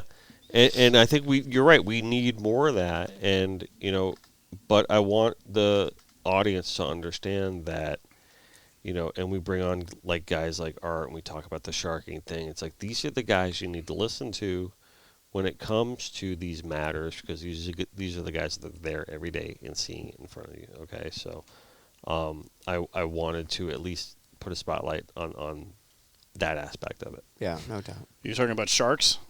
No, we're not talking about sharks today. Oh, okay. I was about to say, you get him going on sharks. Do you want to go? We can go. No, it is what it is. I mean, we're the highest on the food chain, and if we're not going to do anything about the sharks, then there's nothing that's going to happen. You never heard somebody curse like this guy So does when it's- a bull shark gets a hold of a redfish. It's not a daily occurrence; it's problem. an hourly occurrence, Big problem Yeah. over in Chokoloskee, too. and it doesn't matter where you're at. Yeah. I have a fishing guide that I talked to last week that canceled his last couple of trips, and he spends part of his year in Texas as a hunting guide, and he spends the other part of his year in the Everglades as a fishing guide. and most of his clients, if not all of them, come from Texas. And this guy's just developed a way to fish where they pull up to a spot and they get out of the boat and they wade the points and the little eddies and that kind of stuff. It's just the way he fishes. Mm-hmm. He said that he has lost 71 consecutive snook to sharks. Oh, 71. how is that possible? He is so fed up with the sharks, he's canceled his trips. So this guy makes a living chartering. Wow. So he canceled 2 days, 3 days, 4 days, however many days. I mean, when that's happening to you, you got to almost think outside the box a little bit, and you got to, you know what, that's not working. Let's go try something else. Yeah, well, yellowfin tuna fishing as well is just in the Bahamas has just been about pretty pointless at this point. It is, yeah. You know, It's the same situation. yeah. Yeah. Yeah, but that shark can't eat that yellowfin tuna, and he can't eat that snook unless you slow it down as a angler. Right. Right. So Learned responses. And it's like that. I mean, those sharks, they know. It's like, when we wahoo fishing chub, we could just be slowing down just to pull the lures in, to go move or whatever, and you'll have sharks just right behind the boat. You don't even have a fish on at all. They'll just show up right to the boat because they know. Because they hear the motors running. Yeah, they hear the motors. They hear you slow down. They know that association that there may be fish with that, the RPMs, slowing down. And it's amazing. And sometimes there are fish on, and you'll see the sharks right at the transom almost. Just waiting for that opportunity. Yeah. And you know when you got them coming in, you know they're going to get eaten. When they when they eliminated the longliners and they lifted the regulations on the sandbars, everything changed. It's just a fact. It's just a fact. All fell in line with the craze in Asia for the shark fin soup, right? Yeah, look at all the was timeline. connected. Exactly. Yeah. And that had nothing to do with us. Mm-mm. With the amount of people that actually were finning compared to... But it all went together, and regulated those sharks. We still saw sharks. Yeah. We still would have an occasional problem, but it was nothing like. I mean, if they were finning, they should just take like it is take today. the whole thing, and whether you take the fins and use that for one thing, and the I'm rest goes not to a- cat food or whatever. At least I'm not you're a fan of utilizing shark finning, but I don't think anybody is. No. I don't think anyone's talking about slaughtering it's a anything. slaughter. Because you see the videos of they could cut the fins off the shark, and the shark goes down to the bottom. He's still alive, you know what I mean? But he can't swim. It's trying to swim. No, you kill the whole animal. His mouth is and hanging open because you he got on his hook back. And yeah. yeah, I mean that's not me. I don't do anything like that. There was another thing I saw. I was watching a show. Listen, we're all conservationists. There has to be a way to regulate these sharks. Right. There has to and be. I think that's a misnomer. Yeah. Everyone thinks that we're out to kill and slaughter. No, it's like the Goliath groupers as well. It's like now they're talking about. You're in a safe space. You're on a safe channel. So speaking of those wrecks, man, there's some the Jewfish. The Goliath groupers. They follow the boat off the wreck. It's just crazy. Especially in the middle of the day. We'll go out in the middle of the day. I don't see what the problem is, though. Well, the middle of the day. You say Catholic fish, I'm not going to get mad. Yeah, or Christian fish, right? Whatever. So the middle of the day, the sun's shining, and the boat casts a shadow. So the Goliath groupers tuck right up underneath the boat. And they follow in the shade. You can almost touch facing them. into the current, and then as you reel your fish in, he comes out, looks at it, and I think I could eat that 20-pound snook. Let me give it a shot. So you got the shark over here, the Goliath grouper over there. Everybody's trying to eat everybody, and it's crazy. The thing with the Goliath is like, it's like who's going to win? It's like Mike when he goes out on a Friday night. Yeah. It's a gun frenzy. There's the thing with the Goliath. So it's like, okay, so I do agree with there being a lottery or some sort of open kind of season to do some Oh, look at that. harvesting and or research, right? But these son of a bitches are hundreds of pounds. What the hell are you going to do with a 200, 300 plus pound Goliath group? You're not going to eat it. You're not going to eat it. Well, people eat them. They a used to eat 300 pounder? them. Yeah, they eat 500 pounders. So do they have to have Cigatero just like... No, there's no reefs over there where we're fishing. No way. That 500 pounder would eat just the same as a really 50 pounder. I would think really? so. I'm sure maybe the meat's a little Are you tougher. talking about like a Northern Keys Goliath? No, like over where I'm at. We're not an fishing equal around opportunity reefs. Goliath. I mean, it There's doesn't no matter. coral over there. No. It's all grass. And there are some limestone. But there is, bottom, but oyster beds look, and if stuff, you right? got, Not yeah, but offshore, but if you have not- a Goliath on a wreck, reef, if you have not a like Goliath on a coral. wreck, there is coral that grows on the wreck. Yes. No. Okay, yeah, Coral. yes, corals. There will be corals that grow on wrecks. Okay. The But we're talking smaller, about where he's at. yes, same Okay. thing. The smaller, you don't know it's coral, but there are corals that grow on it. We need to bring Dr. Charlie Gregory in. Yeah, we He'll- need, he'll- to say, hey, we he need should, a sample. He should back me up on this. Can we get a sample? So, You want me to especially call in him? shallow water right now, we probably should. So, in shallow water like that, so you have the grunts or whatever the small fish are that So eat I'm going to the get drunk parrotfish that eat. on Papa's Pilar and call scientists. That's fine. I take Ask him. him if there's he and I- coral growing on the Gulf of Mexico shallow wrecks. Hold on. We used to And have the reefs. ability to Bluetooth this thing into here. Can we do that? Really, that's so cool. It's Friday at 6 o'clock, and I'm calling Charlie. He would probably answer you and not me, because he's tired of hearing from. Can we Bluetooth on this? Or? All right, don't worry about it. I'll just speakerphone it. And we're live. Charlie Gregory, you're live. And you're on speaker. And if he doesn't answer, then I'm going to call him. He'll answer. Oh, Dennis Friel. Dr. Charlie Gregory, how are you? How are you? You are currently live on the podcast. Is that okay? Yes. Do I have a choice? So we have a question for you, Mike. Charlie. I'm with Mike Lambrix and Brian Sanders here So, today. so he doesn't feel as- context. Yes. Charlie, I did not. This was not my idea, but I'm gonna put it out there anyways. Do corals grow in the Gulf on shallow Gulf wrecks? Less than 20 feet of water. Less than 20 feet of water. Did you hear that? Yeah, I think there's some species. It's not like they're growing a reef. They're not creating No, we know that. substrate that fish can hide in and around. But there's some non-photosynthetic corals down deep for sure, and shallow you have small colonies of like Siderastria siderea, little golf ball corals, little things here and there. Okay, here. Similar to what we see in like kind of polluted nearshore environments in South Florida. So the follow-up to that is, can a Goliath grouper on a shallow Gulf wreck have Ciguatera? Oh, Ciguatera in the Gulf. In that environment.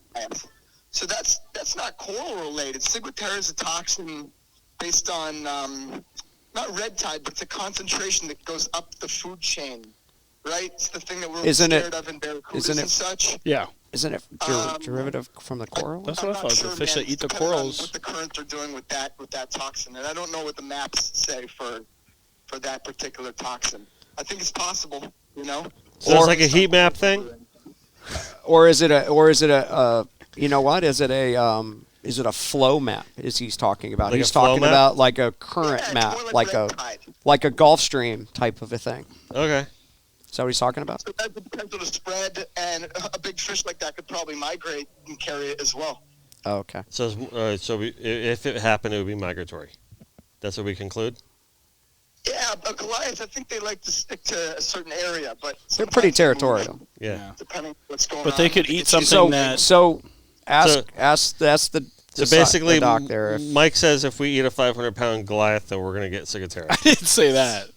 he was hinting that. That's in a lot of their range. Yeah, big fish like that can concentrate it. You know, you got to be wary of, you know, the bigger fish that have been. So it's around not so longer, much a just kind of location; mix around. it's more of a fish thing. Depends on what that fish has been eating and what those, you know, it's a food chain thing. Black groupers get it, right? Big black groupers get it. So that's what I was But kind they of live on different structures. So Mike's, Black groupers live on wrecks too. Yeah, but Mike's I head's understand. getting You know a what I little mean? bigger right now. It's pretty big.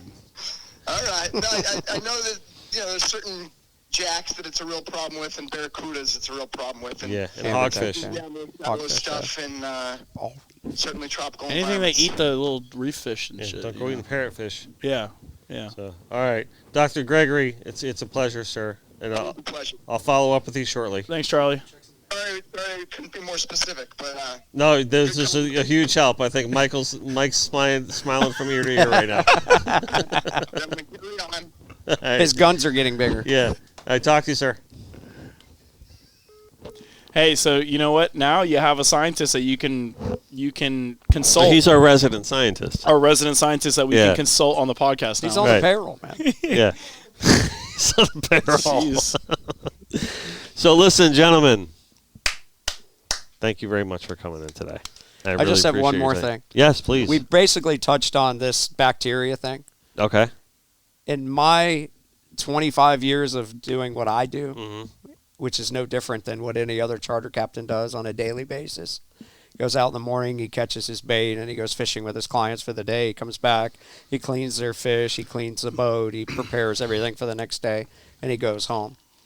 Somewhere in that day, I got stuck by a bait fish in this finger, and then somewhere after that, I pushed a land bacteria from somewhere in my finger. It liked it to the point where it ate 50% of my finger in less than a 24-hour period. So the educational part of this is, if something like this happens to you, and you know that you've never had this before, because it's not like I had a little fin broken off in there, or, a scrape that just didn't feel good, and it was sore, but my whole finger was swollen, and the tip of my finger was turning purple. Yeah. And it hurt. The joints hurt. I went to the emergency room that next day in the afternoon and addressed it, and I still had 50% of the finger that was damaged, and it was bleeding into the palm of my hand. Wow. And I don't think I could have caught it any sooner, because I didn't really realize it until 12 o'clock. Yeah, you're not going to do it day. if it's a little sore. Who cares, right? But I didn't realize it until 12 o'clock, and then by 7 o'clock that night, I was in the emergency room. So the educational part of that is maybe we need to prepare for that now while we're out fishing for the day, and let's bring some Especially type of antiseptic or something that we could maybe 100%. go, you know what? I've been messing with this bait for the past couple hours. Let me clean my hands. Let me just do a little bit of preventative. Especially in the whatever. areas that you're fishing in, too, because service might not be good, or, All of the above. And Yeah. we have a lot of changing environment. What about the Bahamas guys, too? It's like, especially out in the Bahamas, like at the end of the day, he comes back to the dock in the United States of America, but in the Bahamas, you get something flare up like that. I mean, It's the perfect time to talk about one of our sponsors, ACR.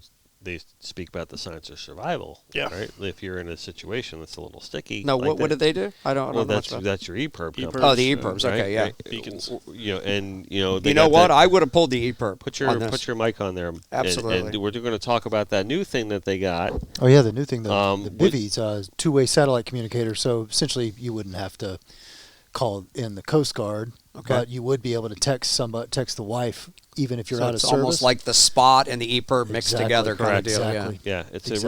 a really an amazing little piece of machinery. tethers to your phone, so you could be, out of So cell you can range. text through your phone. Yeah. Yes. It's like Yeah. almost like an app or something. Yeah. Right. Yeah, you download the app and you just carry this little bitty thing right here. It's actually smaller than I think it's the InReach. Yeah, we Like featured what it on the would last you do episode. if you had to sleep on this and you're in the Bahamas and you wake up the next morning? I think you have problems. I mean, as That's quick what I'm as saying. So that's your bat. That's your phone. lifesaver right That's your there. bat phone. Yeah. No question. Yeah. Yeah. I think you'd have to. Yeah, as Yeah. quick, and especially as quick as it happened to him. Like You have in to. the past, I've seen it happen. Like it develops over time, but it happened to him. Like Yeah. And you think about how much money you pay for insurance every month, right? Mm-hmm. And it goes unused all the time, Yeah. right? Right. What better insurance policy can you have than that thing? Yeah, man.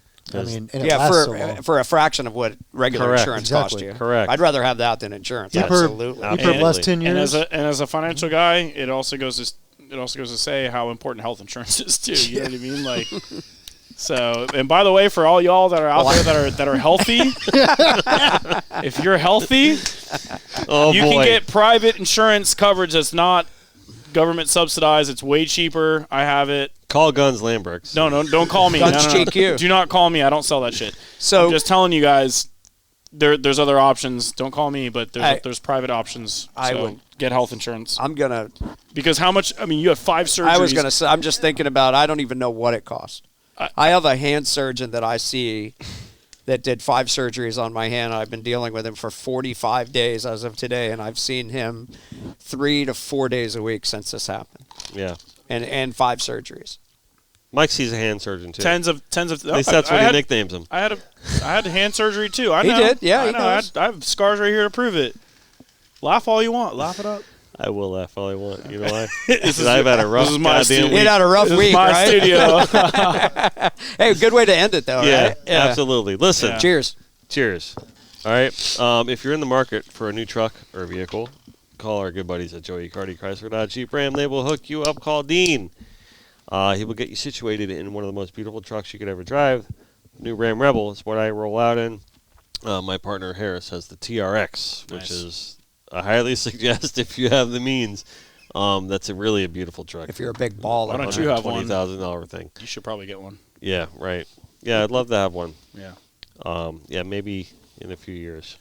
Brian, what's your information? You want to fish Chokoloskee? My information is social media. That's a good call because maybe I had a little bit of blonde, and I apologize to you because I that's probably cool. should have led with the X outs on that one. I'm just Sanders Outdoor Guide. Sanders at Sanders, Sanders, outdoorguide.com. what's your Instagram?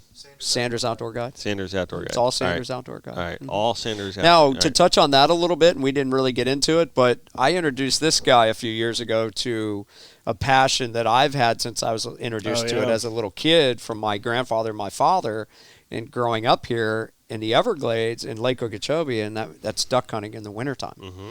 So I decided 6 or 7 years ago to take some of my clients and back away from fishing that time of year when it's windy and cold and the water's cold.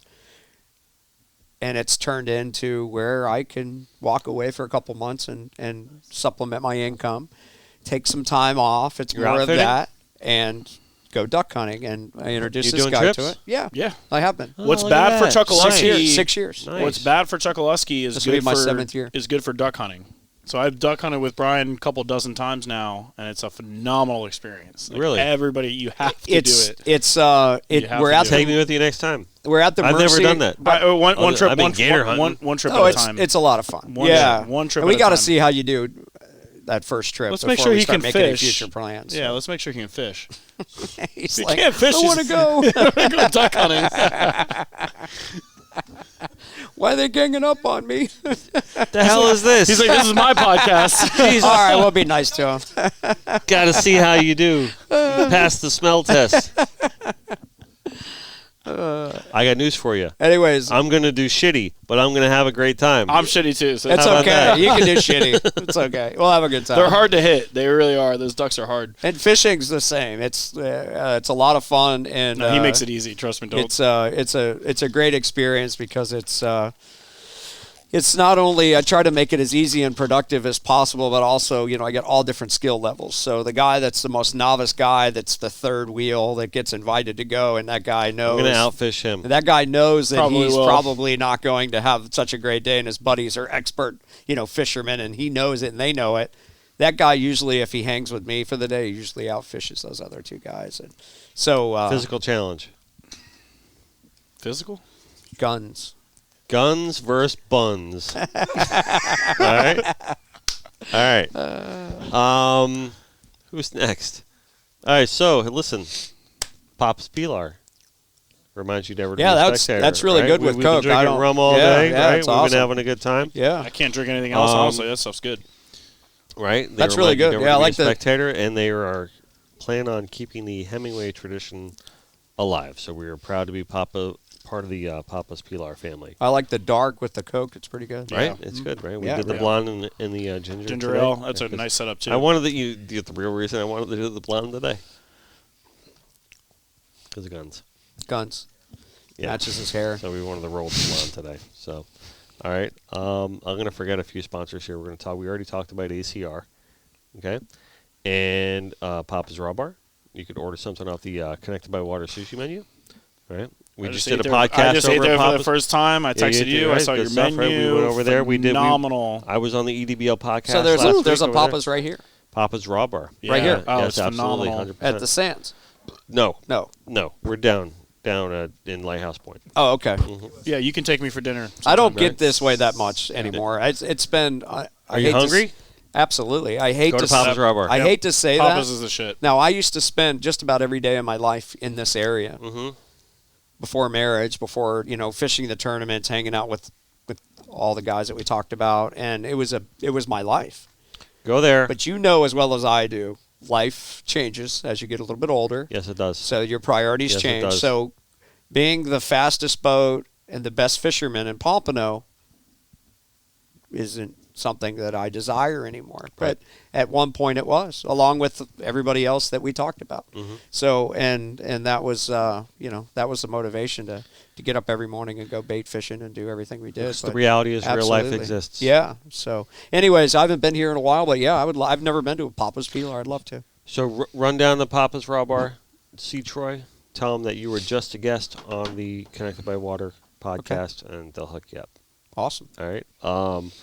And also, I just want to remind everyone you can go to shop.cvboats.com where we design the entire line of Friel collection of their apparel and get yourself looking right.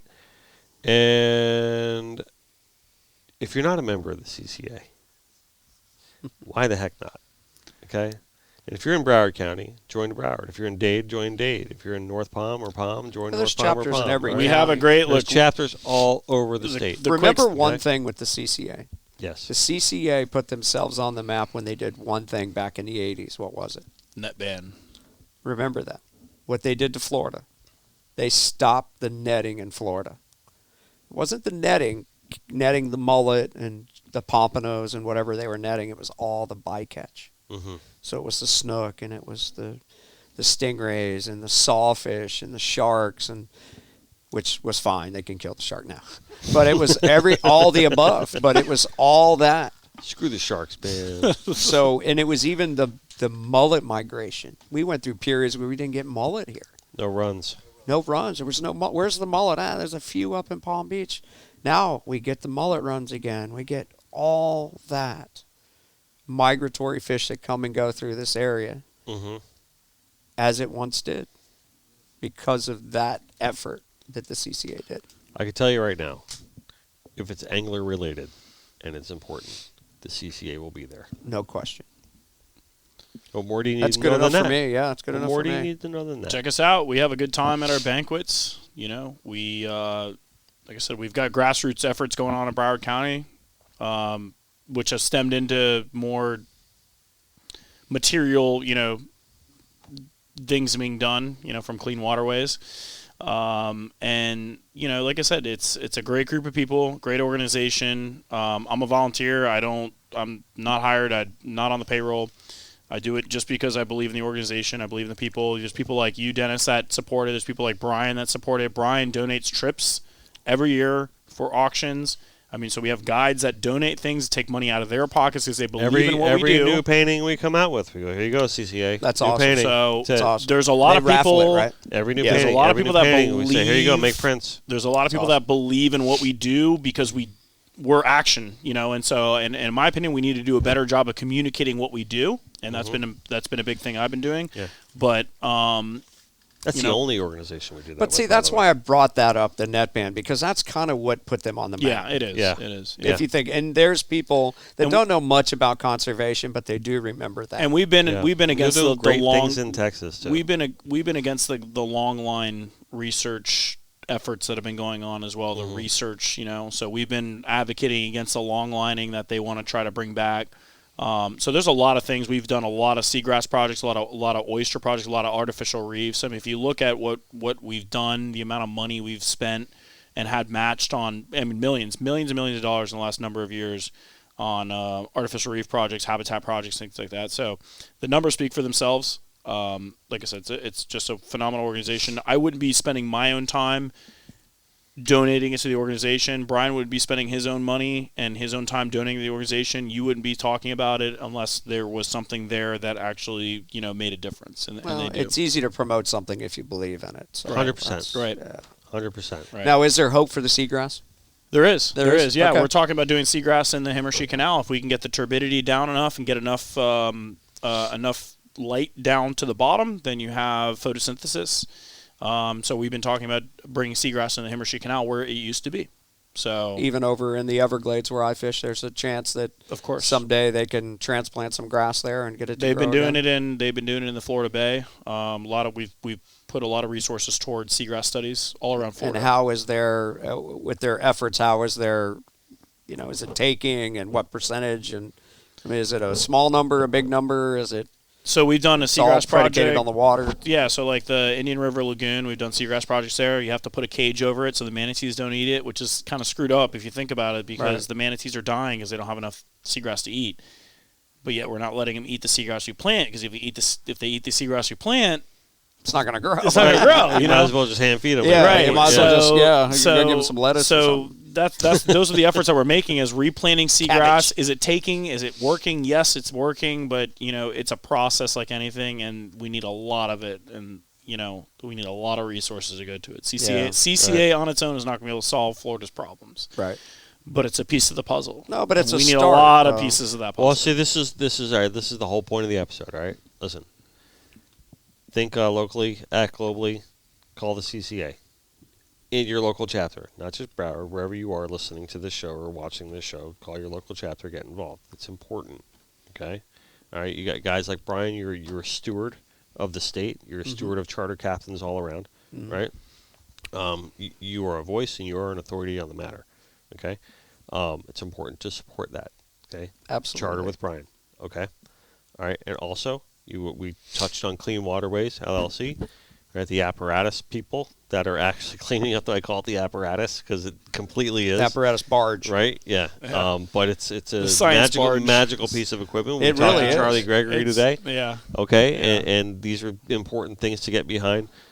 Be aware of what's going on there, because what if this really kind of happens the way so far it's happening, and we think it's going to come in, it's going to be a revolutionary process, right? That a lot of people all over the country Can are take advantage of. all over the world Absolutely. Yep. can take advantage. The of, numbers right? speak for themselves. The data's there, and it's frankly, I'm one of the principals of the company. It shocked me how good the data is. You don't ever want to believe necessarily. You don't want to get biased, but when you start to look at the actual numbers and the trend lines and everything, And he's like smiling that, when he says that, so it's it's it's exciting. beyond Yeah. anything he's ever thought It's about. exciting. Yeah. I never thought it would end up like this. So we're Good. just getting started though. So Just getting started, just like Connected by Water. Okay? That's right.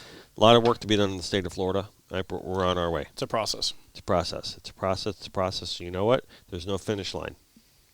Okay? We are going to keep with this process and get it as good as we can, as great as we can forever. And that's why it's important to keep telling your children about this and keep instilling those values into them, moving it forward. We need your son to come fishing with me when he's a little bit 100%. older, and we need to show him some grass 100%. 100%. and what lives in that grass Yep. and why it's important. Absolutely. Absolutely. All right. We're going to end it there. Your ego. It's not your amigo. Always do your best, and at the end of the day, just let God do the rest. There you go. And no matter where we are, no matter what we're doing, do not ever forget that we are all connected by water.